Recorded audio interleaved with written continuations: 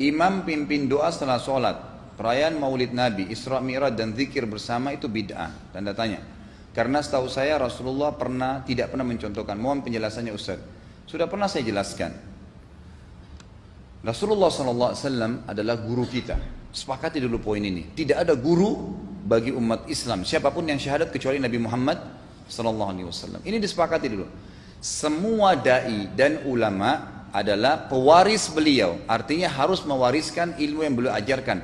Apa yang diajarkan itu yang disampaikan ke umat, yang tidak diajarkan mereka larang agar dikerjakan. Kan begitu mestinya. Ini kaidahnya dulu. Masalah kasus ada orang imam pimpin doa setelah sholat, jangan dibahas doanya. Doa adalah ibadah. Tapi begini, sebelum anda kerjakan satu ibadah, tanya, saya mau ziarah kubur. Jangan ziarah kubur sebelum anda tanya bagaimana Rasulullah SAW ziarah kubur, agar jangan anda buat-buat ziarah kubur itu. Adanya orang taruh kembang di kuburan, siram air, buat batu nisan, pasang lampu, baca zikir-zikir di sana, karena dia mau ziarah kubur semaunya sendiri. Tidak bisa. Anda muslim, punya kiai, punya Rasulullah SAW, suri tauladan kita, uswatun hasanah. Tanya Rasulullah ziarah kubur bagaimana?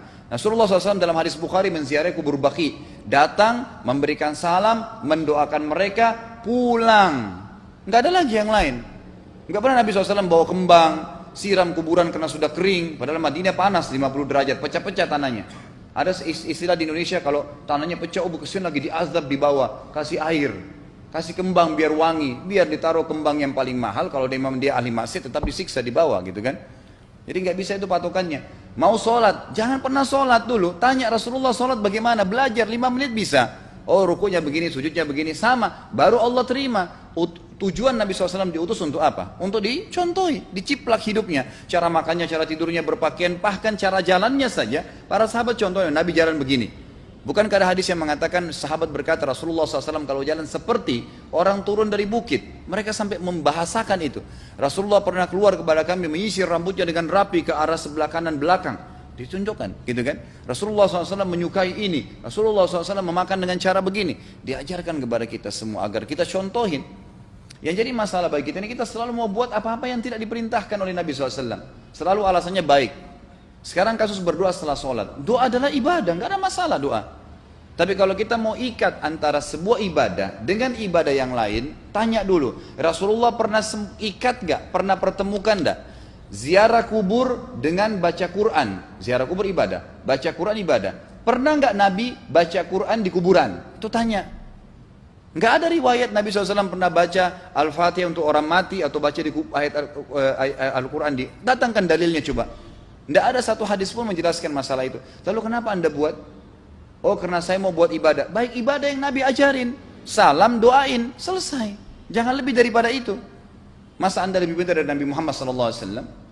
Habis sholat, memang paket yang Nabi tawarkan, yang beliau selalu kerjakan adalah zikir. Setelah sholat, dengan zikir sholat yang sudah masyhur, istighfar, kemudian baca Allahumma antas salam, sampai membaca ayat kursi, al-ikhlas, al-falaq, an-nas, baca subhanallah, alhamdulillah, Allah akbar 33 kali, sampai terakhir baca digenapkan la ilaha illallah wahdahu la syarika lah. Selesai itu semua hadis Nabi SAW menjelaskan setelah sholat, Rasulullah SAW langsung berdiri. Memang beliau tidak pernah berdoa habis sholat 5 waktu itu. Memang begitu. Bukan doanya yang jadi masalah, bukan. Karena Rasulullah tidak kerjakan, jadi kita tidak kerjakan. Saya tekankan dalam pengajian saya, kalau anda punya hajat berdoa, berdoalah setelah sholat ba'diyah. Insya Allah aman. Karena sudah lepas dari paket yang Nabi tentukan. Selama Rasulullah SAW sudah mencontohkan dan memerintahkan sebuah perbuatan, ditentukan tempatnya, jumlahnya, waktunya, jangan pernah dilanggar.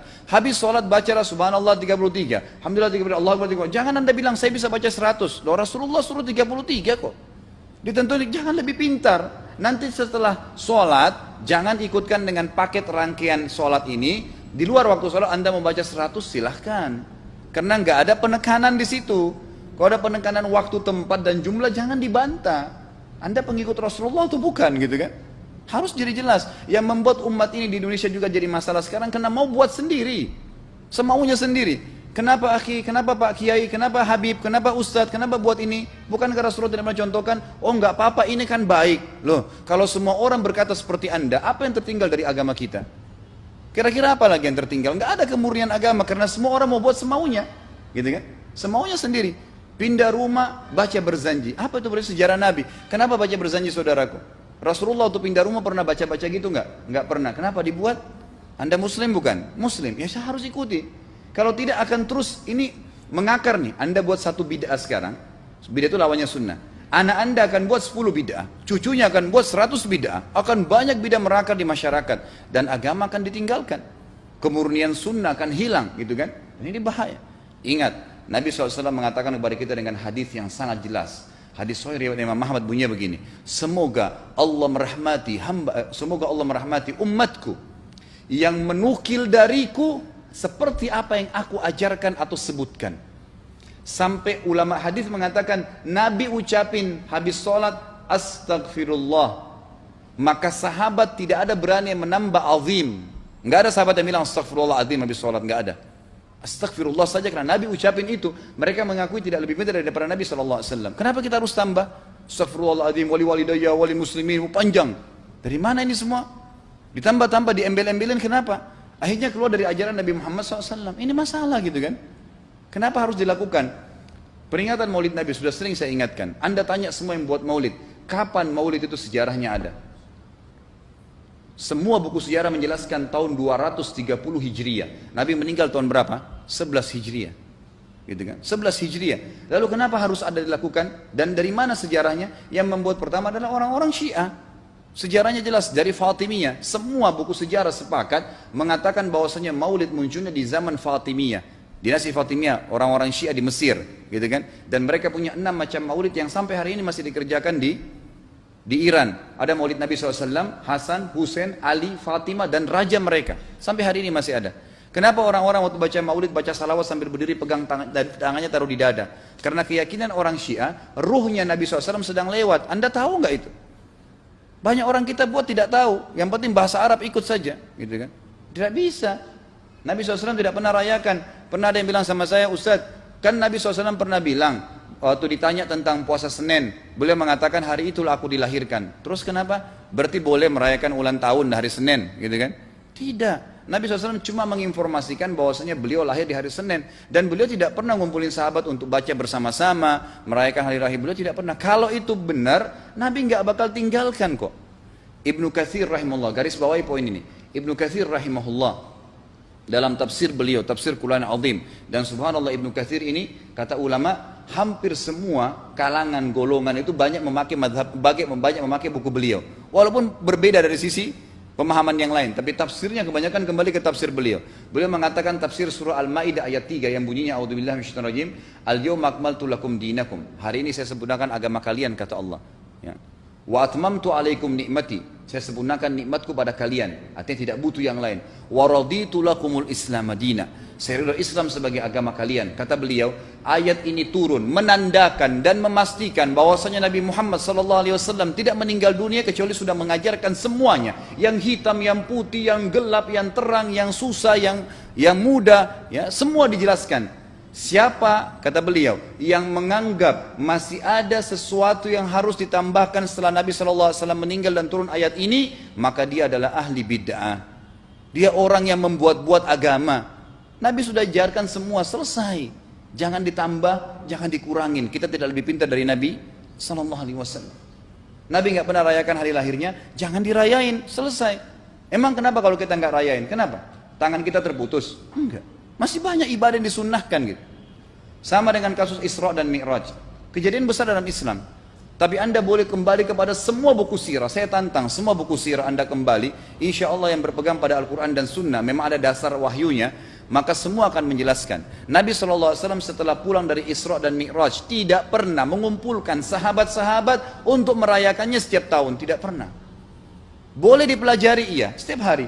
Tapi ditentukan tanggalnya lalu dibuat acara. Tidak pernah Nabi SAW buat itu. Lalu kenapa Anda buat? Kalau Anda mau tetap buat ya silahkan, itu hak terserah Anda. Tapi saya ngajak kepada Anda kembali kepada kemurnian ajaran Nabi SAW. Kita tidak akan pernah kembali, kata Syekh Utsaimin rahimahullah, umat Islam ini akan kembali kepada kejayaan mereka kalau mereka betul-betul kembali kepada ajaran Rasul mereka Muhammad SAW. Murnikan ajaran Nabi yang jalankan seperti yang beliau ajarkan, selesai, akan aman. Pasti akan kembali kejayaannya. Kita nggak bisa. saling menghardik, saling menyalahkan yayasan ini, organisasi ini, kelompok ini, karena masing-masing mau beristidlal sendiri, mau menjalankan sendiri hukum-hukum agama ini, bukan mengikuti sunnah Nabi Sallallahu Alaihi Wasallam. Jemaah haji kita, jemaah umrah, datang ke Mekah, tur dalam kota Mekah, naik ke gunung untuk lihat Gua Hira. Kenapa naik ke Gua Hira? Oh, Rasulullah pernah di sini. Baik, saya jelaskan.